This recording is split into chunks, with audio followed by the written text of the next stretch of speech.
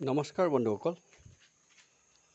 আজি মই আপোনালোকক দেখুৱাম এজোপা বনৌষধি দৰৱ, যি দৰৱে আমাৰ শৰীৰৰ জণ্ডিছ বেমাৰক ভাল কৰে। এয়া চাওক, এইজোপা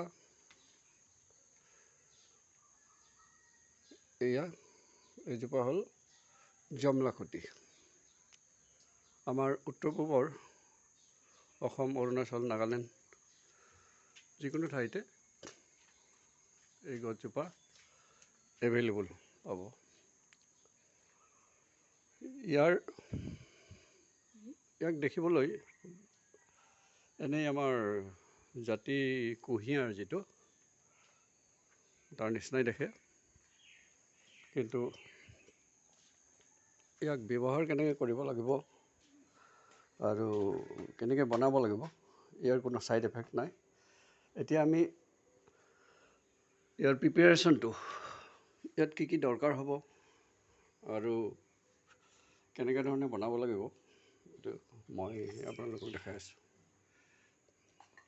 এয়া চাওক, আমি গছজোপাৰ পৰা এনেকুৱা ধৰণে এই অলপ বাকলি গুচাই ইয়াৰ মাজৰ অংশটো অলপ সৰুকৈ কাটি, এনেকুৱা ধৰণে সৰুকৈ কাটি মিক্সাৰ গ্ৰাইণ্ডাৰত ভৰাই ইয়াক গুড়ি কৰাই ইয়াৰ ৰসটো অলপ পানী দি ইয়াৰ ৰসটো তাত উলিয়াই ল'ব লাগিব। আৰু ইয়াৰ লগত আমি এইটো চাগে সকলোৱে দেখিছে, এইটো হ'ল মেচিৰ চেনি। ইয়াৰ ঠিক 3 চামুচমান ইয়াৰ কম্পজিশ্যন ইয়াত দিব লাগিব।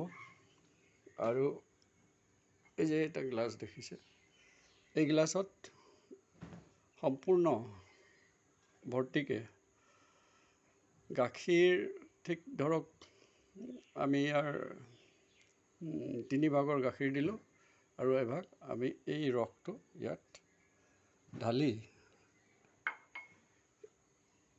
এই মিচিৰ চেনিৰ সৈতে তাত মিক্স কৰি ইয়াৰ ঔষধটো আমি বনাই ল'ম। বনোৱাৰ পিছত আমি ইয়াক 3 দিন ৰাতিপুৱা খালীৰ পেটত, যদি গাখীৰ দিয়া গাইজনী যদি কলি গৰু হয় তেতিয়াহ'লে ই আৰু ভাল, নহ'লেও মুঠতে কেঁচা গাখীৰত আমি ইয়াক মিহলাই 3 দিন খালী পেটত খালে এই বেমাৰৰ পৰা পৰিত্ৰাণ পায়। এই দৰৱৰ গুণাগুণ বহুত লোকে পাইছে, আৰু মই অৱশ্যে ডক্তৰ নহয়, তথাপিতো যি পাৰোঁ 2-এজন মানুহক মই দিছোঁ, আৰু সিহঁতেও আপোনালোকক কমেণ্টছ কৰি হয়তো এদিন শুনাব।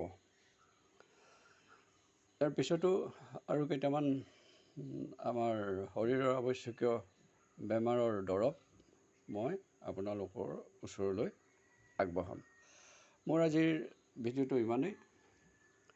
যদি সকলোৱে ভিডিঅ'টো চাই ভাল পায় তেতিয়াহ'লে ছাবস্ক্ৰাইব কৰি ল'ব আৰু লাইক কৰিবলৈ নাপাহৰিব। ধন্যবাদ।